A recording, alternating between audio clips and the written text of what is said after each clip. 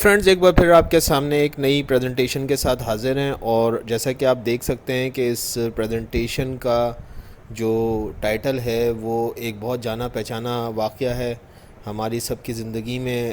Being a مسلم یہ ایک مٹ داستان ہے جو کہ فراموش نہیں کی جا سکتی۔ بہرحال واقعہ کربلا کی بات ہو رہی ہے، جڑے رہیے گا میرے ساتھ، آپ کو بہت اچھی نالج میں دینے کی پوری کوشش کروں گا۔ وَلَا تَحْسَبَنَّ الَّذِينَ قُتِلُوا فِي سَبِيلِ اللَّهِ أَمْوَاتًا بَلْ أَحْيَاءٌ عِندَ رَبِّهِمْ يُرْزَقُونَ۔ سورہ آل عمران کی 169ویں آیت ہے جو کہ میں نے اس وقت تلاوت کی، جس کا کہ ترجمہ آپ کے سامنے ہے کہ اور جو لوگ خدا کی راہ میں مارے گئے ہیں ان کو مرے ہوئے نہ سمجھنا، وہ مرے ہوئے نہیں ہیں بلکہ خدا کے نزدیک زندہ ان کو رزق مل رہا ہے۔ تو ایک بہت بڑا انعام ہے شہدائے کرام کے لیے، جو لوگ شہید ہوئے ہیں خدا کی راہ میں، جو لوگ مارے جاتے ہیں وہ ہماری نزدیک جو ہیں وہ شہید ہوتے ہیں۔ تو نیک کاموں کے لیے، اللہ کی راہ میں مارے جانے والے لوگوں کے لیے بہت بڑی خوشخبری ہے۔ بہرحال کہانی کو ہم اسٹارٹ کرتے ہیں۔ امیر معاویہ نے اپنے بیٹے یزید بن معاویہ کو جانشین مقرر کیا۔ اس میں کوئی شک نہیں ہے کہ امیر معاویہ نے اس مسئلے پر ممتاز شخصیت کو ساتھ کر لیا تھا۔ ایک مجلس شورا کے ذریعے سے یزید کو رائج الوقت طریقے سے ہی منتخب کیا گیا تھا، مگر اعمال کا دار و مدار نیتوں پر ہوتا ہے۔ یاد رہے کہ امیر معاویہ نے ایک معاہدہ حسن رضی اللہ تعالیٰ عنہ کے ساتھ بھی کیا تھا جو یزید کی نامزدگی کے ذریعے سے ٹوٹ جاتا ہے۔ تو یہ بھی ایک چیز بہت امپورٹنٹ ہے کہ حضرت امیر معاویہ رضی اللہ تعالیٰ عنہ نے ایک معاہدہ حضرت حسن رضی اللہ تعالیٰ عنہ نواسہ رسول کے ساتھ کیا تھا جو کہ خلیفہ پنجم تھے، اور اس معاہدے کی روح سے جو ہے وہ حضرت حسن رضی اللہ تعالیٰ عنہ نے خلافت سے دستبرداری کی تھی اور حضرت امیر معاویہ رضی اللہ تعالیٰ عنہ کو خلافت سونپ دی تھی۔ لیکن اس کے اندر یہ شک تھی کہ وہ یزید کو جو ہے وہ یہ اپنا جانشین نہیں بنائیں گے، یہ خلافت صرف حضرت امیر معاویہ تک ہی رہے گی۔ تو بہرحال یہ یہاں پہ اس پورے کے پورے معاہدے کو ٹرمینیٹ کیا گیا، اور جس طریقے سے یزید نے جو ہے وہ نومینیشن پائی اور مسند خلافت پہ بیٹھا وہ ہم سب کو پتہ ہے۔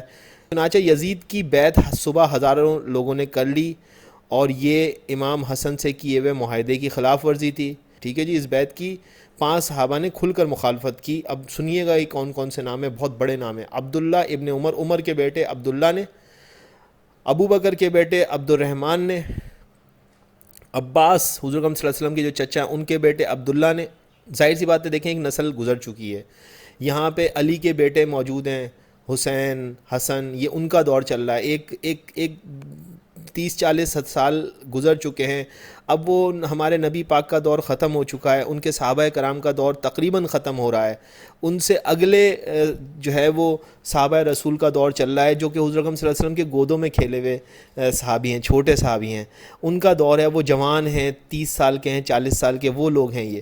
ٹھیک ہے جی، تو یہ وہ دور ہے، ذہن میں رکھیے گا۔ تو ساری کی ساری صحابہ کی اولادیں ہیں۔ عبداللہ جو ہے وہ عمر کے بیٹے ہیں، عبد الرحمن جو ہیں وہ ابو بکر کے بیٹے ہیں، عبداللہ جو ہیں وہ عباس کے بیٹے ہیں، سارے کے سارے رضی اللہ تعالیٰ عنہ ہیں۔ حضرت حسین ابن علی رضی اللہ تعالیٰ عنہ ہیں، اسی طرح سے حضرت عبداللہ ابن زبیر رضی اللہ تعالیٰ عنہ ہیں۔ تو سارے کے سارے آپ دیکھیں یہ 5 لوگ ہیں جنہوں نے کھل کر مخالفت کی، اور یہ بہادر لوگ ہیں جنہوں نے کہ جو ہے وہ کھل کر مخالفت کی۔ ٹھیک ہے جی، اور جو ہے وہ اختیارات سنبھالنے کے بعد یزید نے ولید بن عقبہ کو مدینہ کا گورنر مقرر کیا اور سب سے بیعت طلب کر لی، اور اموی افسران مروان بن حکم جو کہ بعد میں امیہ کا خلیفہ بھی بنا، اس کے والد حکم فتح مکہ کے وقت اسلام قبول کرتے ہیں، اور مروان عثمان کا سیکریٹری خاص تھا۔ جنگ صفین اور جنگ جمل میں حضرت علی رضی اللہ تعالیٰ عنہ کے خلاف لڑا، اور کچھ مفکرین کا ایسا بھی ماننا ہے کہ قتل عثمان میں اس کا ہاتھ تھا، مگر یہ روایتیں کہیں ثابت نہیں ہوتی ہیں۔ بہرحال یہ ایک جو نام ہے مروان بن حکم، یہ کوئی بہت اچھے ریفرنس سے نہیں گنا جاتا ہے، اور اموی خلیفہ ہے، خلیفہ نمبر 4 ہے۔ اگر آپ سیریز میں دیکھیں گے تو حضرت امیر معاویہ رضی اللہ تعالیٰ عنہ، اس کے بعد جو ہے وہ یزید کے بعد جو ہے وہ یزید کا بیٹا معاویہ، اور معاویہ کے بعد امیجیٹلی مروان۔ ٹھیک ہے جی، تو یہ چوتھا خلیفہ ہے خلافت بنو امیہ کا۔ بہرحال ہم دوبارہ سے اس پہ آتے ہیں کہ جب اختیارات سنبھالنے کے بعد یزید نے ولید بن عقبہ کو مدینہ کا گورنر مقرر کیا، تو اس نے مزید سختی کی، تو امام حسین رضی اللہ تعالیٰ عنہ کو کوفے روانہ ہونا پڑا. ٹھیک ہے جی. تو آگے چلتے ہیں. حضرت علی کے دور میں کوفہ جو ہے وہ دارالخلافہ رہا تھا. یہ دریائے فرات کے کنارے موجود ہے, عراق میں واقع ہے, کیونکہ اہل کوفہ نے خطوط کے ذریعے سے حسین رضی اللہ تعالیٰ عنہ کو جو ہے وہ آنے کی بھی دعوت دی تھی. عبداللہ ابن زبیر اور حسین ابن علی یزید کی مسند خلافت پر آنے کے وقت مدینے میں ہی تھے. ٹھیک ہے جی. جس وقت یزید کی بیعت ہوئی ہے اور یہ خلیفہ بن جاتا ہے بنو امیہ کا دوسرا, تو جو ہے وہ اس وقت حضرت حسین رضی اللہ تعالیٰ عنہ اور حضرت ابن زبیر رضی اللہ تعالیٰ عنہ, یہ دونوں جو ہے وہ صحابی جو ہے وہ اس وقت مدینے میں موجود تھے. اور جب حالات خراب ہوئے تو حضرت ابن زبیر یعنی کہ عبداللہ بن زبیر یعنی کہ زبیر کے بیٹے عبداللہ کسی طرح سے مکہ آنے میں کامیاب ہو گئے. اور جب مروان بن حکم کو پتہ چلا کہ ابن زبیر وہاں سے نکل گئے تو ولید بن عقبہ گورنر مدینہ پر بہت ناراض ہوا اور کہا کہ تم نے ایک نادر موقع ابن زبیر, جو کہ اس وقت سب سے بڑا پہاڑ تھا بنو امیہ کے لیے, اس کو بیعت کرانے کا موقع ضائع کر دیا جو اب نہ ملے گا. اور آگے چل کر ہوا بھی ایسا, اور ابن زبیر نے مکے میں اپنی خلافت قائم کی اور بہت مشکلات پیدا کریں یزید کے لیے. بہرحال امام حسین رضی اللہ تعالیٰ عنہ بھی کشمکش میں مبتلا ہو گئے کہ اگر مدینے میں رہتے تو شاید بیعت کرنی پڑتی. چنانچہ مدینے سے مکے کو 27 رجب 60 ہجری کے روز نکلے اور مکے میں شاب ابی طالب کے مقام پر قیام کیا, جہاں ان کے دادا ابو طالب بھی 616 عیسوی میں قیام کر چکے تھے.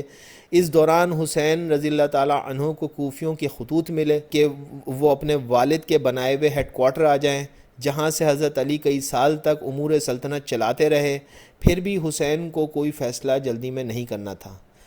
مسلم ابن عقیل جو کہ حسین کے چچا زاد بھی تھے, ان کو اپنا سفیر بنا کر بھیجا کہ وہ حالات کا جائزہ بھی لے آئیں اور اگر حالات بہتر ہیں تو کوفے کی طرف بڑھا جائے. مسلم بن عقیل اپنے 2 چھوٹے بیٹوں کے ساتھ کوفے پہنچتے ہیں, جہاں تقریباً 20,000 کوفے کے باسیوں نے مسلم بن عقیل کی بیعت کر لی, جس کی اطلاع امام حسین رضی اللہ تعالیٰ عنہ کو بھجوا دی گئی.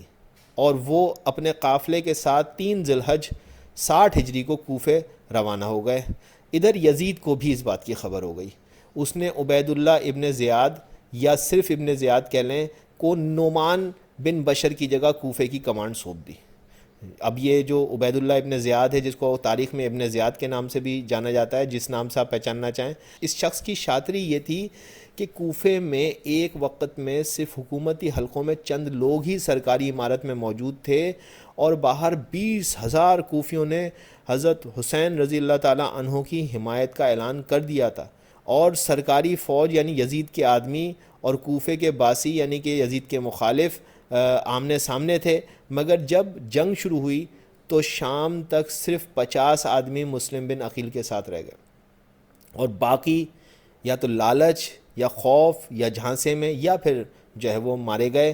اور بہرحال مسلم بن عقیل جنہیں امام حسین رضی اللہ تعالیٰ عنہ نے کوفے بھیجا تھا, بالآخر یہ سارا واقعہ ہوتے ہوتے شام تک جو ہے وہ چند لوگ رہ گئے اور انہوں نے امیر مختار کے گھر پہ پناہ لی. اب امیر مختار کو بھی سن لیں کہ اس شخص نے آنے والے سالوں میں امام حسین کے بدلے میں ابن زیاد سمیت کئی لوگوں کو قتل کیا, اور جو ہے وہ اس پورے واقعے کے اندر ابن زیاد جو ہے وہ قاتل حسینوں میں سے ایک شخصیت ہے. اس کو آگے چل کے جو ہے وہ اسی شخص نے امیر مختار نے ہی قتل کیا تھا. ٹھیک ہے جی. اور یہ بدلہ ہو گیا تھا حضرت حسین رضی اللہ تعالیٰ عنہ کے قتل کا. بہرحال لیکن اس کے اندر کچھ اس کے ذاتی مفادات بھی جب آپ ہسٹری کو پڑھیں گے تو آپ کی سمجھ میں آ جائے گا. بہرحال آخر میں گھر کی تباہی کے بعد مسلم بن عقیل باہر آ کے لڑتے ہیں اور لڑتے لڑتے جو ان کے ساتھی ہیں وہ بھی ان کا ساتھ چھوڑتے جاتے ہیں. چھوڑنے کا مقصد ختم ہوتے آتے ہیں, جان ان کی جاتی ہے. چنانچہ مسلم بن عقیل نے بالآخر محمد ابن کثیر کے ہاں پناہ لی اور پھر ابن کثیر بھی شہید ہوئے تو مسلم بن عقیل وہاں سے ایک بوڑھی عورت کے ہاں پناہ لی. بالآخر یزیدی افواج پورے شہر یعنی کوفے میں پھیل چکی تھی اور تعداد بھی بڑھتی چلی آ رہی تھی. بالآخر مسلم بن عقیل نے 9 ذی الحجہ کو شہادت پائی. ان کے 2 کم سن بیٹوں کو بھی قتل کر دیا گیا. یہ ظلم کی انتہا ہے. شہادت سے قبل محمد بن اشعث جنہوں نے مسلم بن عقیل کو گرفتار کیا تھا مسلم بن عقیل نے ان سے صرف ایک قسم لی کہ آپ جو ہے یہ اطلاع امام حسین رضی اللہ تعالیٰ عنہ تک ضرور پہنچا دے گا. عرب تھے یہ، اگر وعدہ کرتے تو پورا کرتے تھے. چنانچہ ابن اشس نے جو ہے، محمد بن اشس نے جو ہے اس وعدے کو بہرحال پورا کیا، اور یہ جو اطلاع تھی یہ امام حسین رضی اللہ تعالیٰ عنہ تک بذریعہ قاصد بھجوا دی گئی. امام حسین کو صلیبہ کے مقام پر جو ہے وہ اطلاع مل گئی، مگر اب امام حسین رضی اللہ تعالیٰ عنہ کے لیے واپسی کا سفر ناممکن تھا، پاسبلٹیز نہیں تھیں. کیوں؟ دیکھتے ہیں آگے. کہتا ہے گورنر کوفہ ابن زیاد نے حر بن یزید تمیمی، اب یہ نام بھی بڑا اہم ہے حر بن یزید تمیمی کا، کہ جو ہے وہ یہ جو تھا یہ ایک جنگجو تھا جو کہ بنو تمیم سے اس کا جو ہے وہ تعلق تھا. یزید کا فوجی افسر تھا، حسین کی نگرانی اور پیش قدمی کو روکنے کے لیے اس کو بھیجا گیا تھا، مگر عاشورہ کی رات حسین رضی اللہ تعالیٰ عنہ سے جا ملا اور ان کی حفاظت کرتا ہوں مارا گیا اور شہادت پائی. بہت بڑی بات ہے. یعنی کہ جس روز یہ حر بن یزید تمیمی کو جو ہے امام حسین رضی اللہ تعالیٰ عنہ کو اسکارٹ کرنے کے لیے بھیجا جاتا ہے، تو اس دن سے لے کے شہادت والے دن تک جو ہے یہ حضرت امام حسین رضی اللہ تعالیٰ عنہ کے ساتھ رہتا ہے. اور واقع کربلا والے روز جو ہے وہ حضرت امام حسین رضی اللہ تعالیٰ عنہ کے لیڈرشپ میں آ جاتا ہے، اور یہاں سے جو ہے وہ یزید کی فوج کے ہاتھوں ہی قتل ہوتا ہے، اور یہ اس کے لیے بہت بڑی جو ہے وہ مقام شہادت ہے. ٹھیک ہے جی. تو ایسے بھی لوگ ہیں جناب، اس ہسٹری کے اندر ایسے بھی لوگ آپ کو مل جاتے ہیں.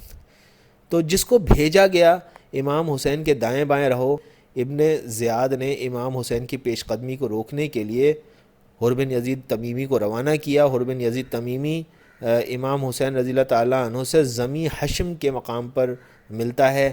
امام حسین نے حر بن یزید تمیمی کو کوفیوں کے خطوط کے 2 تھیلے منگوا کر دکھائے، جس میں دعوت دی گئی تھی کہ امام حسین کوفے تشریف لائیں، کیونکہ یزید کے خلاف کوفے کا شہر امام حسین رضی اللہ تعالیٰ عنہ کو مناسب پناہ فراہم کر سکتا تھا. اور کہا کہ اب کوفے کے لوگوں کی رائے بدل گئی ہے تو میں واپس جانے کے لیے تیار ہوں. دوسری طرف مسلم بن عقیل کے بھائیوں نے بھائی کے قتل کے بدلے کا لینے کا بھی زور دیا، لیکن حر نے کہا کہ ہمیں تو آپ کو گرفتار کرنے کا حکم ہے.